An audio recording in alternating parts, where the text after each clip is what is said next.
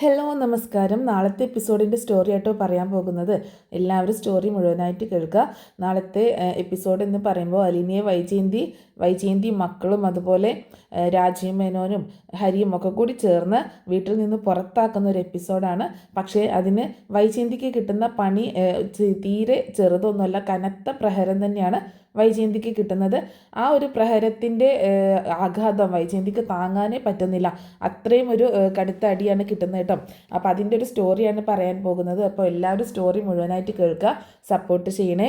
നമ്മുടെ ചാനൽ ആദ്യമായിട്ട് കാണുന്നവരാണെങ്കിൽ ഒന്ന് സബ്സ്ക്രൈബ് ചെയ്യുക, അതുപോലെ വീഡിയോ ഒന്ന് ലൈക്ക് ചെയ്തിട്ട് കാണാൻ ശ്രമിക്കുക. ഹൈപ്പ് എന്നൊരു ഓപ്ഷനും കൂടി ഉണ്ട്, ഒന്ന് ക്ലിക്ക് ചെയ്യാൻ മറക്കരുത് കേട്ടോ. അങ്ങനെ മനു തിരിച്ചെത്തിയേക്കാണ്. മനുവിനെ കൊണ്ട് അലീനയെ പറഞ്ഞയക്കാൻ പറ്റിയില്ല. അത് രാജീവ് പറയുന്നുണ്ട് ഇനി എന്താ വേണ്ടതെന്ന് എനിക്കറിയാം എന്ന് പറയുമ്പോൾ മനു പറയുന്നത് കൊച്ചച്ഛൻ വെറുതെ അവിടെ പോയി തല വെച്ച് കൊടുക്കണ്ട, അത് കൊച്ചച്ഛനെ കൊണ്ട് കൂട്ടിയാൽ കൂടത്തില്ല. കാരണം കൊച്ചച്ഛൻ അവിടെ പോയി എന്തെങ്കിലും ചെയ്തിട്ടുണ്ടെങ്കിൽ അതിൻ്റെ അനന്തരഫലം എന്ന് പറഞ്ഞിട്ടുണ്ടെങ്കിൽ വളരെ വലുതായിരിക്കും. എനിക്ക് അത്രയേ പറയാനുള്ളൂ എന്ന് പറയുമ്പോൾ ഇനി നീ കൂടുതലൊന്നും പറയണ്ട, നിന്നെക്കൊണ്ടൊന്നും പറ്റിയില്ലല്ലോ എന്ന് പറയാണ്. ഇനി നിങ്ങൾ എന്താണെന്ന് വെച്ചാൽ ചെയ്യുക എന്ന് പറഞ്ഞിട്ടാണ് മനു ദേഷ്യപ്പെട്ടിട്ട് പോകുന്നത്.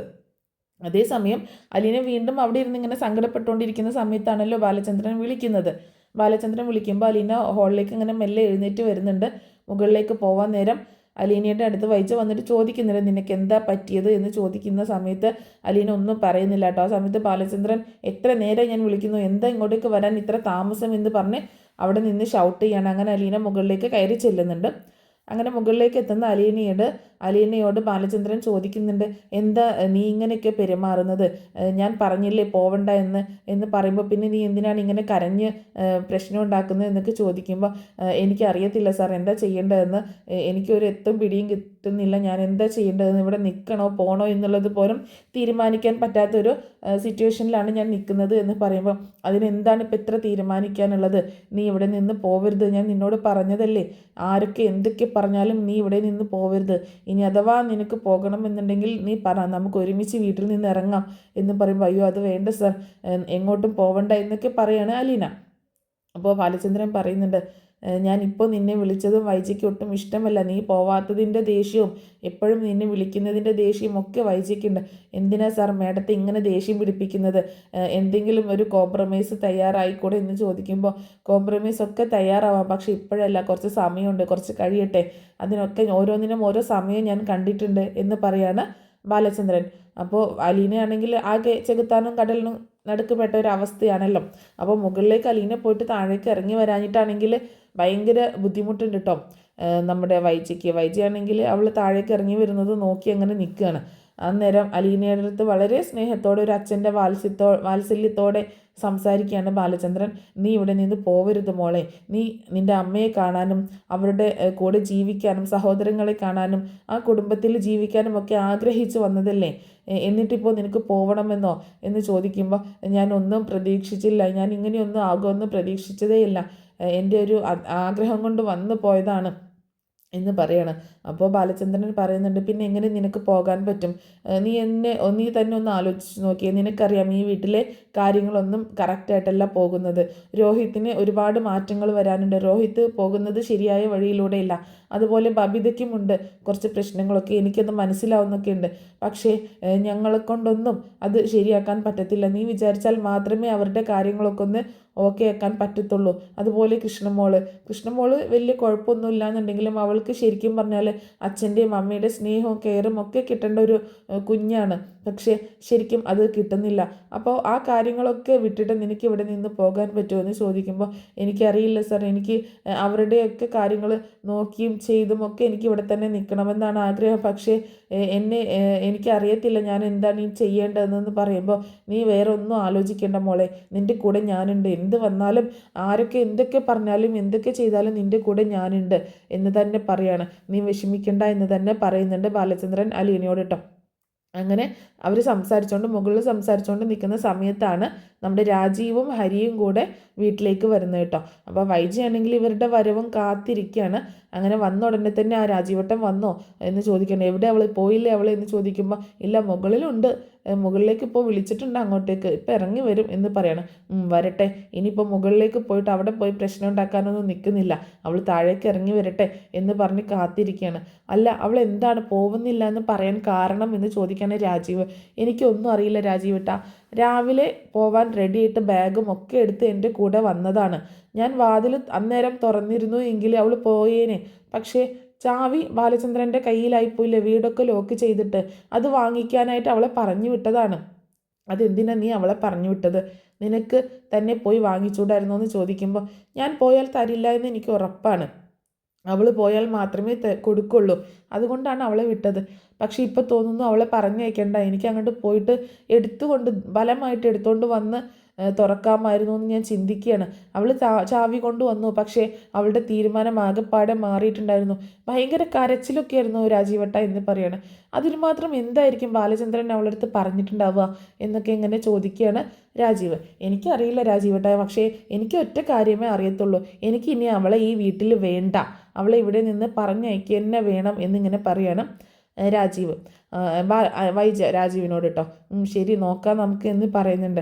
ആ സമയത്താണ് ബബിത പറയുന്നത് ദേ വരുന്നുണ്ട് എന്ന് പറയാട്ടോ. അങ്ങനെ അലീന പതിയെ മുകളിൽ നിന്ന് താഴേക്ക് ഇറങ്ങി വരികയാണ്. ഇറങ്ങി വരുന്ന സമയത്ത് തന്നെ രാജിയും ഹരിയും കൂടെ അവിടെ നിൽക്കുന്നത് അലീന കാണുന്നുണ്ട് കേട്ടോ. അപ്പോൾ അലീനയ്ക്ക് ആകെ എന്തൊക്കെയോ പന്തികേട് തോന്നുകയാണ്. ഇവിടെ എന്തെങ്കിലുമൊക്കെ നടക്കും എന്ന് തന്നെ അലീനയ്ക്ക് മനസ്സിലാവുക കേട്ടോ. ആകെ പേടിച്ച് വിറച്ചാണ് വരുന്നത്. രാജീവാണെങ്കിൽ ഭയങ്കര ദേഷ്യത്തിൽ നിൽക്കുകയാണ്.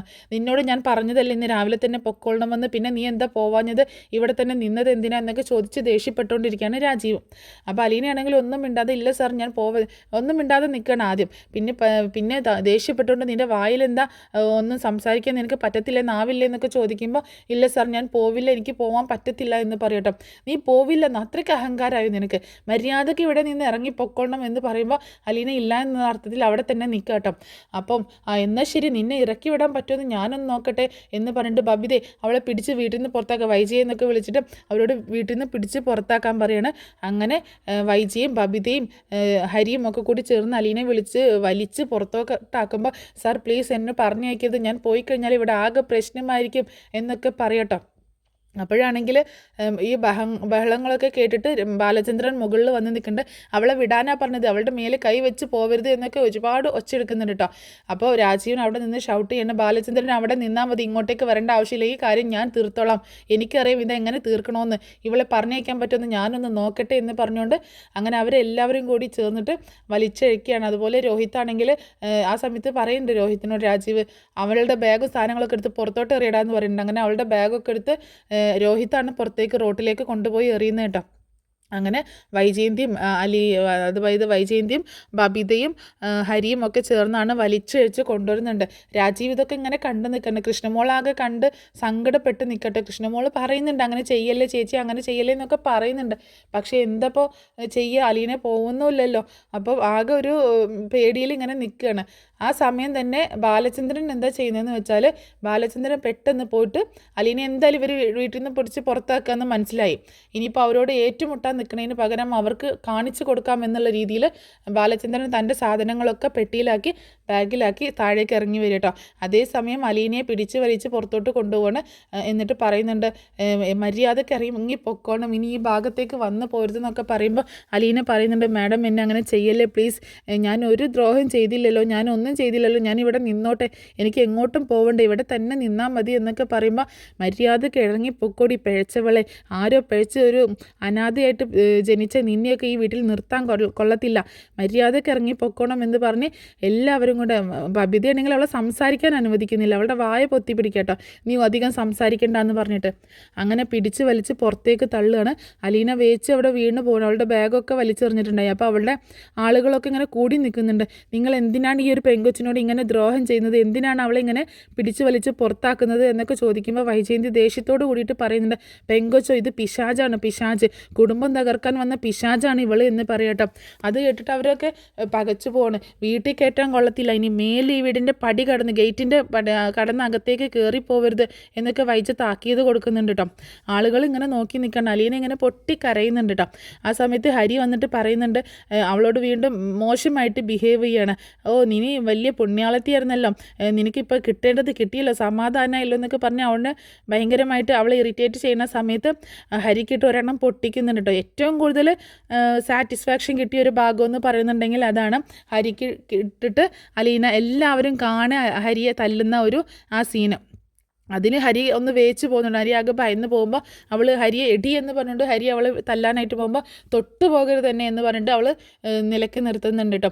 അങ്ങനെ വൈജയന്തിയുടെ നേരെ വന്നിട്ട്, എനിക്ക് സങ്കടമുണ്ട് മാഡം, എനിക്ക് ഇവിടെ നിന്ന് പോവണ്ട, എനിക്ക് എന്നെക്കുറിച്ച് ഓർത്തല്ല സങ്കടം, എനിക്ക് മാഡത്തെക്കുറിച്ച് ഓർത്ത് ഒരുപാട് സങ്കടമുണ്ട്. ഒരു ദിവസം മാഡം ഇതൊക്കെ ഓർത്ത് വിഷമിക്കുമല്ലോ, ഇതൊക്കെ ഓർത്ത് കരഞ്ഞു പോവല്ലോ എന്നോർത്ത് എനിക്ക് ഭയങ്കര സങ്കടമുണ്ട്. എന്താണെങ്കിലും ഞാൻ ഇവിടെ നിന്ന് പോവുകയാണ് എന്ന് പറഞ്ഞിട്ട് അലീന ബാഗൊക്കെ എടുത്തിട്ട് അങ്ങനെ കരഞ്ഞുകൊണ്ട് ഇറങ്ങാം കേട്ടോ. അങ്ങനെ അലീന പോയതിന് ശേഷം ഇവരാണെങ്കിൽ ഭയങ്കര സന്തോഷത്തിൽ നിൽക്കണം. ഇവരെല്ലാവരും കൂടെ അവളെ പറഞ്ഞയച്ചല്ലോ, ആ ശല്യം തീർന്നല്ലോ എന്നുള്ള ആ സന്തോഷത്തിൽ ഇങ്ങനെ നിൽക്കുക കേട്ടോ.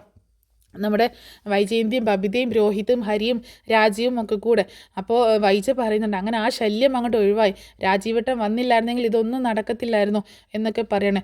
ഇനി ബാലചന്ദ്രൻ എന്താണ് ഇവിടെ ചെയ്യാൻ പോകണമെന്ന് എനിക്കൊന്ന് കാണണമല്ലോ, ഇപ്പോൾ ആരാണ് ജയിച്ചത്, നമ്മൾ ജയിച്ചില്ലേ എന്നൊക്കെ പറയുന്നുണ്ട് വൈജ. അപ്പോൾ ഭയങ്കര ആത്മസംതൃപ്തിയിൽ നിൽക്കുകയാണ്. ആ സമയത്താണ് ബാഗൊക്കെ തൂക്കിയിട്ടുകൊണ്ട് നമ്മുടെ ബാലചന്ദ്രൻ മുകളിൽ നിന്ന് താഴേക്ക് ഇറങ്ങിയിട്ട് സിറ്റ് ഔട്ടിലേക്ക് വരുന്നത് കേട്ടോ. അപ്പോഴാണെങ്കിൽ ബബിത കാണാണ്, ഇതേ അച്ഛൻ എന്ന് പറഞ്ഞ് കൈ ചൂണ്ടിക്കാണിക്കുക കേട്ടോ. ആ സമയത്ത് ബാഗൊക്കെ തൂക്കിയിട്ട് വരുന്ന ബാലചന്ദ്രനെ കണ്ട് എല്ലാവരും ആകെ ഷോക്ക് ആവാണ്. ബാലചന്ദ്രൻ വന്നിട്ട് പോവുക കേട്ടോ. കാറിൻ്റെ അടുത്തേക്ക് പോകുമ്പം അച്ഛൻ ഇത് എങ്ങോട്ടാ, അച്ഛൻ ഇങ്ങോട്ടാണ് പോണത്, അച്ഛൻ പോവല്ലേ എന്ന് പറഞ്ഞ് ഇങ്ങനെ കൃഷ്ണമോള് തടയുന്നുണ്ട് കേട്ടോ.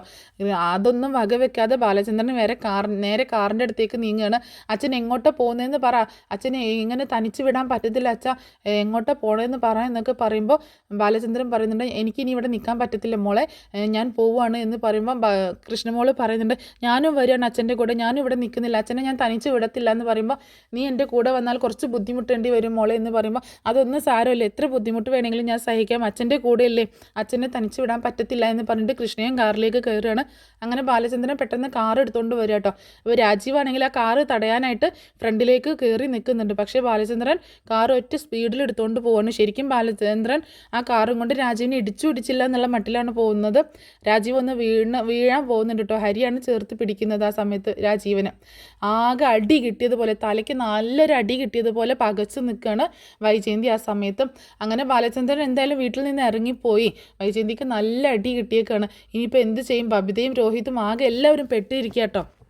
ഇനിയിപ്പോൾ എന്ത് ചെയ്യും, എങ്ങനെ എന്താ ഇനിയിപ്പോൾ ഉണ്ടാവാൻ പോകണം എന്നൊന്നും അറിയില്ല കേട്ടോ. വൈജയന്തി ആകെ തകർന്നു പോയി. ഇങ്ങനെ ഒരു പ്രഹരം അവർ ഒരിക്കലും പ്രതീക്ഷിച്ചതേ അല്ല കേട്ടോ. അങ്ങനെ അവരിങ്ങനെ ആകെ പകച്ചും പണ്ടാരടങ്ങി നിൽക്കുകയാണ്. ഇതേ രാജീവേട്ട ബാലചന്ദ്രൻ പോയി എന്ന് പറയുമ്പോൾ, അയാൾ എവിടെ പോകാനാണ്, തിരിച്ചിങ്ങോട്ട് വന്നോളും. ഇല്ല, അച്ഛൻ ബാഗും സാധനങ്ങളൊക്കെ എടുത്തിട്ടാണ് പോയേക്കുന്നത്. അച്ഛൻ അന്ന് 2 ദിവസം എവിടെയോ പോയി മാറി നിന്നില്ലായിരുന്ന, ഇത് അങ്ങനെയൊന്നുമല്ല, സാധനങ്ങളൊക്കെ എടുത്തിട്ടാണ് പോയേക്കണത്. അച്ഛൻ ഇനി ഇങ്ങോട്ട് വരാൻ സാധ്യതയില്ല. അലീനയെ പറഞ്ഞയച്ചു കഴിഞ്ഞാൽ ഇവിടെ എന്തോ ദുരന്തം സംഭവിക്കുമെന്ന് അവൾ ഇടയ്ക്കിടയ്ക്ക് മുത്തശ്ശിയോട് പറയുന്നുണ്ടായിരുന്നു. അത് തന്നെ സംഭവിച്ചത്, അച്ഛനും ഇറങ്ങി പോയേക്കാണ്, അങ്ങനെ തന്നെ സംഭവിച്ചു എന്നൊക്കെ പറയാം കേട്ടോ ബബിതയും. അപ്പോൾ എന്തിനി ചെയ്യും എന്ന് ആലോചിച്ച് ഇങ്ങനെ നിൽക്കുകയാണ് വൈജയന്തി. അതേസമയം ബാലചന്ദ്രൻ കാറിൽ ഇങ്ങനെ പോണ സമയത്താണ് അലീന ബാഗൊക്കെ സാധനങ്ങളൊക്കെ തൂക്കി പിടിച്ചുകൊണ്ട് ഇങ്ങനെ നടന്ന് പോകണത് കാണുക കേട്ടോ. അപ്പോൾ കൃഷ്ണമോള് കാണിച്ചു കൊടുക്കേണ്ടതേ, അച്ഛാ ചേച്ചി പോകുന്നു എന്ന് പറയുമ്പം അലീനയോട് ചേർന്ന് കാറ് കൊണ്ടുവന്ന് നിർത്തുക കേട്ടോ. അതേസമയം രാജീവ് പറയുന്നുണ്ട്, എടാ ഹരി വാടാ നമുക്ക് പോയി നോക്കാം, അവരെങ്ങോട്ടാണ് പോകണമെന്ന് പോയി നോക്കാം എന്നൊക്കെ പറഞ്ഞിട്ട് അവരും കാർ എടുത്തുകൊണ്ട് പോകുന്നുണ്ട് കേട്ടോ. അങ്ങനെ അലീനയുടെ അടുത്തേക്ക് ചേർത്ത് നിർത്തുകയാണ് കാറ്. എന്നിട്ട് പറയുന്നുണ്ട്, കാറിലേക്ക് കയറുമെന്ന് പറയുമ്പോൾ, ഇല്ല സാർ ഞാൻ കയറില്ല, ഞാൻ പൊക്കോളാം, എന്നെ വിട്ടേക്ക് എന്ന് പറയുമ്പോൾ, നിന്നോട് കാറിലേക്ക് കയറാൻ പറയുന്നത് നിൻ്റെ അച്ഛനാ പറയുന്നത്, മര്യാദക്ക് കാറിലേക്ക് കയറിക്കോ എന്ന് പറയാണ്. അങ്ങനെ ആദ്യം അലീന ഒന്ന് മടിച്ച് നിൽക്കുന്നുണ്ട്. അപ്പോൾ കൃഷ്ണമോളും പറയുന്നുണ്ട്, ചേച്ചി വാ കയറ്, ചേച്ചി ഇങ്ങനെ വഴിയിൽ നിൽക്കല്ലേ, മഴയും പെയ്യുന്നുണ്ട്, ചേച്ചി കയറ് എന്നൊക്കെ പറയാട്ടോ.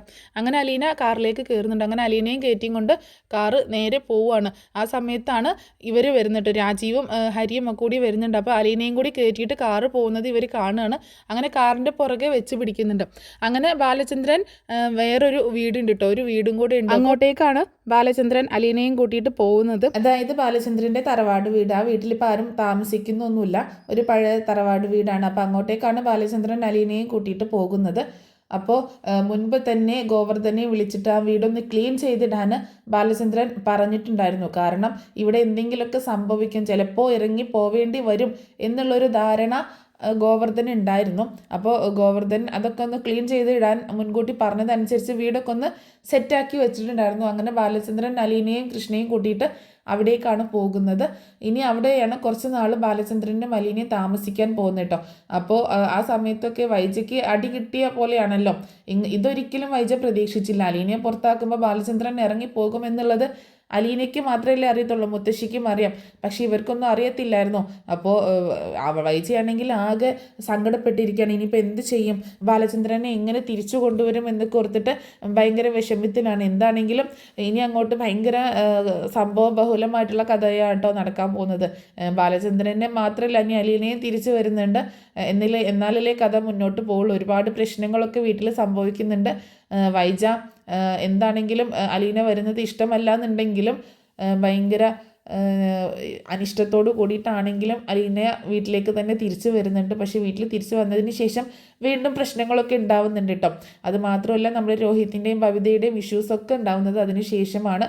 അങ്ങനെ അതൊക്കെ കഴിയുമ്പോഴാണ് ബാലചന്ദ്രൻ അലീനയുടെ അച്ഛനെ അന്വേഷിച്ച് കണ്ടെത്തുകയും അദ്ദേഹത്തിൻ്റെ കൈകളിലേക്ക് അലീനയെ ഏൽപ്പിച്ചു കൊടുക്കുകയൊക്കെ ചെയ്യുന്ന സീനുകളൊക്കെ വരുന്നത്. അലീന ആരാണ് എന്നുള്ള സത്യം ആ വീട്ടിലെ എല്ലാവരും അറിയുന്നുണ്ട്, വൈജയന്തി ഒഴിച്ച്. വൈജയന്തി ഏറ്റവും അവസാനമായിട്ടോ അറിയുന്നത് അലീന തൻ്റെ സ്വന്തം മകളാണ് എന്നുള്ളത്. അതൊക്കെ ശരിക്കും പറഞ്ഞാൽ വളരെയധികം ഹൃദയഹാരിയായിട്ടുള്ള, വളരെയധികം ഹൃദയസ്പർശിയായിട്ടുള്ള ഭാഗങ്ങളാണ്. അപ്പോൾ അതൊക്കെ നമുക്ക് ഓരോ സമയത്ത് ആ സ്റ്റോറി പറഞ്ഞ് അപ്ലോഡ് ചെയ്യുന്നതായിരിക്കും. എന്താണെങ്കിലും ഈ സ്റ്റോറി എല്ലാവർക്കും ഇഷ്ടമായിട്ടുണ്ടാവുന്നത് കരുതുകയാണ്. ഇഷ്ടമായിട്ടുണ്ടെങ്കിൽ സപ്പോർട്ട് ചെയ്യാൻ മറക്കരുത് കേട്ടോ. അപ്പോൾ നെക്സ്റ്റ് ഒരു സ്റ്റോറി ആയിട്ട് വരാം. Thanks for watching.